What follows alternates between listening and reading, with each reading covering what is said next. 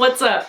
Welcome back to my channel. If you're new here, my name is Holly and this is my booktube channel. We talk about books and reading and we do readathons. It's a whole lot of fun. So I'm glad you're here if you're new, and if you're returning, welcome back. Today it is the end of April, the end of the month, so we are doing April wrap-ups. We're talking all the books that I read this month and what I thought of them. So grab a drink, grab a snack, and let's get into it. First up, one of the books that I was really excited to get to in April, and I'm so glad I did, was The Maid by Nita Prose. This one is, I guess, kind of in the cozy mystery genre, as it follows Molly the maid, and she is, as you would expect, a maid in kind of this 5-star luxury hotel, and one day she goes in to clean one of the rooms and finds one of the guests dead, and because she's acting a little strange, the cops start to suspect that she's the one that committed this murder. So she has to go about finding out who actually committed this murder in order to clear her name and be free of this crime. Now, the reason she's acting strange is because the character Molly is supposed to have autism. So to, neurotypical people, some of her mannerisms are really strange. And I love this book because I identified with a lot of it. For those of you that are new here, I have diagnosed Asperger's/autism. I won't go into the differences in those diagnoses and how they're the same, but just know that I identify with the character Molly. Our names are even similar, so I loved that. I loved the book. There were parts that had me laughing out loud at her mannerisms and the things she says. I mean, because people with autism typically tend to be very literal, so some of the stuff she says is just hysterical, and it was just so good. I absolutely loved it. I gave it 5 stars. I highly recommend it. It's a quick read. It's not very big, so you can fly through it, and I want to say this might have been a debut novel for this author, but I'm not sure. But in any event, I absolutely loved The Maid by Nita Prose. Next up, another book that I read is Mr. Mercedes by Stephen King. This was excellent. I loved it. For those of you that might not know, I love true crime. I love crime fiction. I love when there's like a serial killer involved, and that's exactly what this book delivered. The main character, Bill Hodges, is a retired detective, and he gets sucked back into this case that he was trying to solve before he retired with this serial killer that was never caught. And it's just kind of this cat and mouse chase the whole time, and you get introduced to these incredible characters. And there's even a character named Holly, which really piqued my interest. But what I didn't know until I read this book, and this is not a spoiler, I think this is pretty well known to everyone but me until I read this, that the character Holly actually has autism as well. So I read this month, which is April, Autism Awareness Month, having no clue that the character Holly had autism, but she does, so it fit perfectly in the month with the theme, and I absolutely loved it. And if you're interested in this series, I was told to read this book, which is the first, and then there's book 2 and 3. It's a trilogy. And then I think in maybe September of this year, Stephen King is coming out with a book called Holly based on the character. So I'm anxious to get to that book, but I need to get through the trilogy first. I gave this 5 stars. It was excellent. I flew through it and highly enjoyed it. That is Mr. Mercedes by Stephen King. Another book I read was actually the book of the month pick for March, I believe, and that is Lone Women by Victor LaValle. This was marketed as a horror novel, and I can definitely see how it is in the horror genre, kind of, but I gave it 4 stars, not because it was a bad book, but because I didn't find it to really fit the horror category.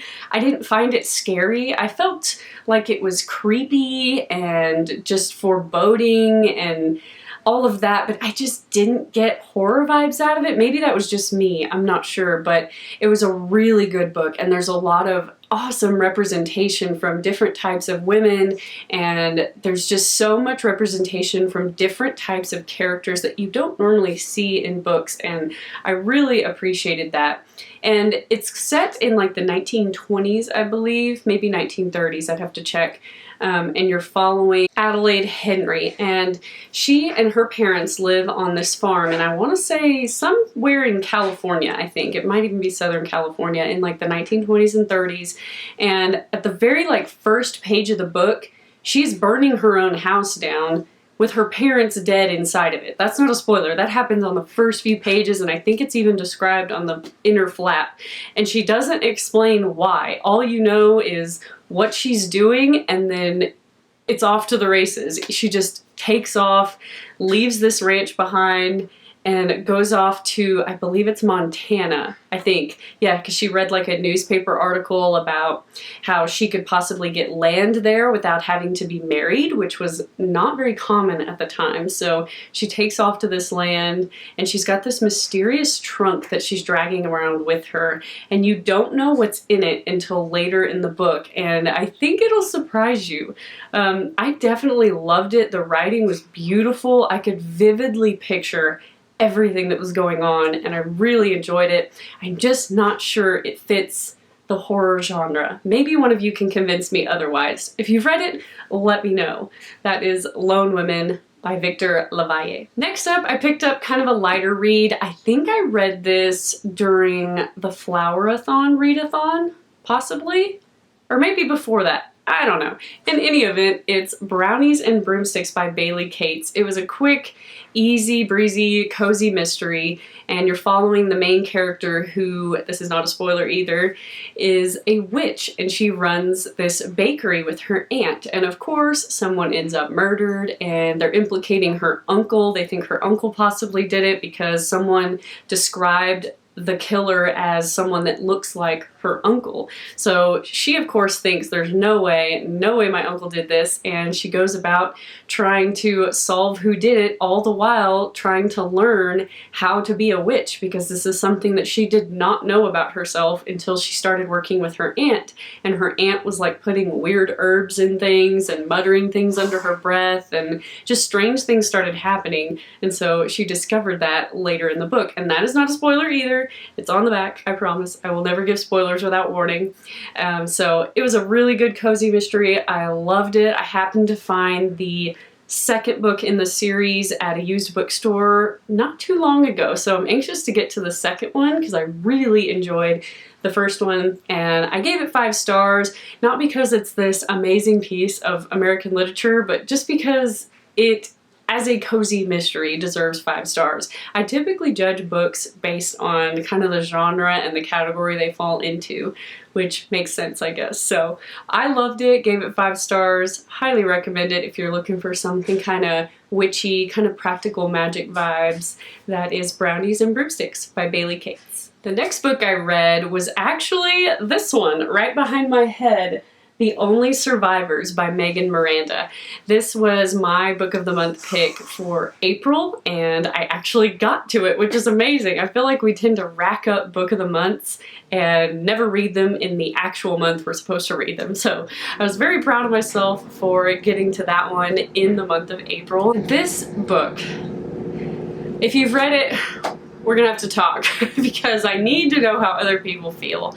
I was very conflicted about this book. I felt like it started off great, and essentially the story is that there are these people that get together every year on the anniversary of this tragedy that happened to them back when they were in high school. Essentially, they were in this horrible bus wreck back in a high school trip that they all took together. People died, they were the only survivors, hence the title, and now they meet back together every year for, they don't really say why, just kind of to meet up and get together every year. It's kind of complicated as to why they do that. And this year, they obviously meet up at the same beach house that they're used to meeting up at, and that's when things start going really strange. Like, I think there was 9 survivors, and these are not spoilers, it's on the back. 9 survived originally. 2 of them ended up committing suicide at some point, and then another one goes missing. So there's like 7 left. All this weird stuff starts happening, and a lot of stuff starts unraveling about what really went down that night of the tragedy and how everyone's involved and the roles people are playing and kind of the demons they've been carrying around with them. And it started off really good, and it was fast-paced, and I enjoyed the writing, and I was really into it. But then the more and more it unraveled, I just felt so let down, I guess. I can't say much without spoiling it, but the ending just stunk. I don't know how else to put it. It just, I remember closing the book and going, that's it? Are you serious? That's how it ends? That stinks. Like that's like the most lame, and it's hard to talk about this without spoilers. Maybe I'll do a review later with spoilers, and maybe some of you that read it, you can kind of, you know what I'm talking about maybe, but it just, I don't know, it kind of fell flat for me. I think when I rated it on Goodreads, I gave it like 3 stars because it had my attention and it had a lot of potential and I was enjoying it, but then the ending just fell flat for me. I just did not, I don't know, it just was not surprising. There weren't that many like twists, and it just, I don't know, the more I talk about it, the more frustrated I get. So I don't know, not a horrible read, but it was just meh. That's why it gets 3 stars. So I don't know. There you have it. That is The Only Survivors by Megan Miranda. Alright, 2 more books left. I'm actually really proud of my reading progress this month. Normally I can only get to like 4, maybe 5 books, but I got to 7 this month, so we have 2 more left to talk about. Next up, I finally finished The Devil's Hand by Jack Carr. I've been trying to work my way through this one and get through it for several months now, and I just keep putting it down and mood reading other stuff. But this is book 4 in the Terminal List series by Jack Carr. If you're new here, Jack Carr is one of my favorite authors. He is an ex-Navy SEAL. He's just this incredible guy. He's an awesome author, and I would call this series kind of a thriller, military style book, which isn't for everybody, but I happen to love it, and I've really enjoyed the stories, and I don't go too much into these books at this point because if you're interested in reading it, if I talk about what's going on in book 4, it might ruin book 1 for you. So I don't talk too much about it. I just mention it and tell you how much I love it and how much I'm looking forward to book 5, because book 6 is coming out in like 2 or 3 weeks. So I'm trying to hustle and get through book 5 as well. But this is book 4, The Devil's Hand. I loved it. Enjoyed it, as I always do. I have yet to read a bad Jack Carr book. So there you have it. That is The Devil's Hand by Jack Carr. And last, but absolutely not least, a book that shocked the crap out of me in terms of me liking it. I did not think I was gonna like this, y'all.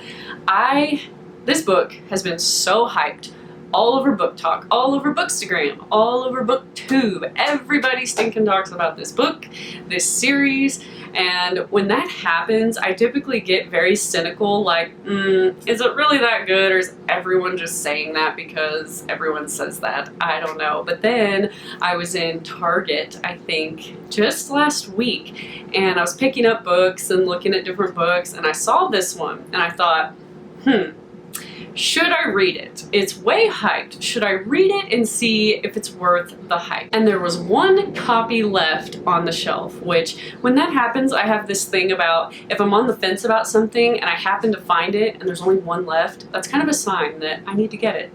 Makes no sense, but that's the thing in my head.